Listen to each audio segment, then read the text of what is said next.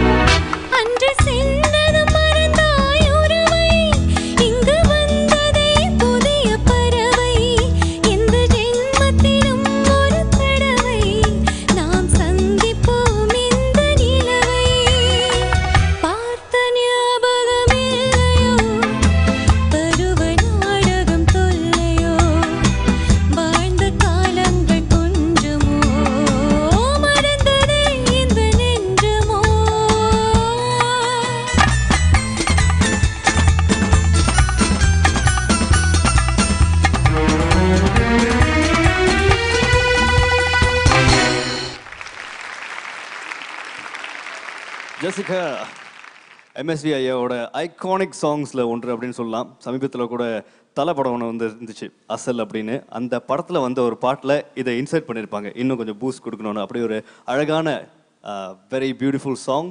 ஐயா, ஜெசிகா எப்படி பாடியிருந்தாங்க? நல்லா பாட்டாங்க, குட். ஆர்கெஸ்ட்ரா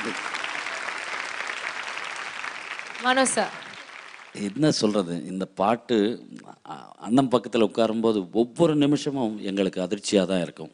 ஏன்னா அவர் சுற்றி 85 பேர் ஆர்கெஸ்ட்ரா வச்சு ஒவ்வொரு பேக்ரவுண்டு அங்கே வாசிக்க தான் அவர் கம்போஸ் பண்ணுவார். நான் கூட இருந்து ஒரு 2 வருஷம் வேலை செய்கிற பாக்கியம் கிடைச்சிது எனக்கு. 14 இயர்ஸில் அவர்கிட்ட நான் ஒர்க் பண்ணேன். எனக்கு 14 வயசு. அந்த கம்போசிஷன்ஸ், அந்த இன்ஸ்ட்ருமெண்ட்ஸுக்கு தகுந்த மாதிரி அவங்களுடைய அந்த இன்ஸ்ட்ருமெண்ட் பிச்சிங், எந்த பிச்சிங்கில் அது பியூட்டிஃபுல்லாக சவுண்ட் பண்ணும் அப்படின்றது. ஏன்னா சரஸ்வதி அவருடைய வேல்யூ, ஏன்னா கூட இருந்து பார்த்த எனக்கு அவருக்கு இன்னொரு 100 இயர்ஸ் கடவுள் ஏன் கொடுக்கக்கூடாது? அவர் ஹெல்த்தியாக இருந்தால் அற்புதமான இசை கொடுப்பார்.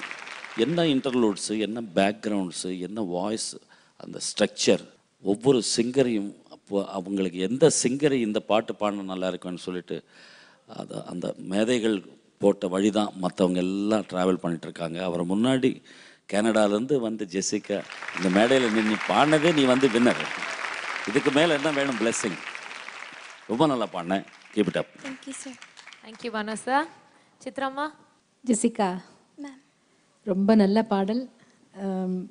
சொன்ன மாதிரி எம்எஸ்வி சார் அவரோட ஒவ்வொரு பாட்டும் ரொம்ப ரொம்ப என்ன சார் ரொம்ப மெலோடியஸ் சார். ரொம்ப எப்படி பண்ணியிருப்பாங்கன்னு கூட சில டைமில் நம்ம நினச்சி பார்ப்போம். அவரோட கொஞ்சம் பாடல் எனக்கும் பாடுறதுக்கு வாய்ப்பு வந்திருக்கு. அது ரொம்ப பெரிய பாக்கியமாக நினைக்கிறேன். இன்றைக்கி நல்லாவே பாடியிருக்கீங்க. 2-3 இடத்துல முன்னாடி சொன்ன மாதிரி நான் பாடி வந்தேன் ஒரு ராகம், அந்த இடத்துல அந்த கொஞ்சம் அப்படி இப்படியாச்சு. அதர்வைஸ் ரொம்ப நல்லாவே பாடினீங்க. ரொம்ப சந்தோஷமாக இருக்குது.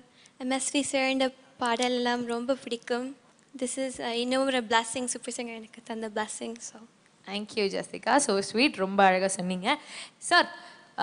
உங்களுக்கு வந்து ஞாபகம் இருக்கா இந்த பாட்டோட ரெக்கார்டிங் எப்படி நடந்தது அப்படின்றது ஞாபகம் இருக்கா? சுஷிலாமா பாடினது ஏதாவது சின்ன விஷயங்கள் ஏதாவது ஞாபகம் இருக்கா? ஞாபகம் இருக்கான்னு கேட்கக்கூடாது.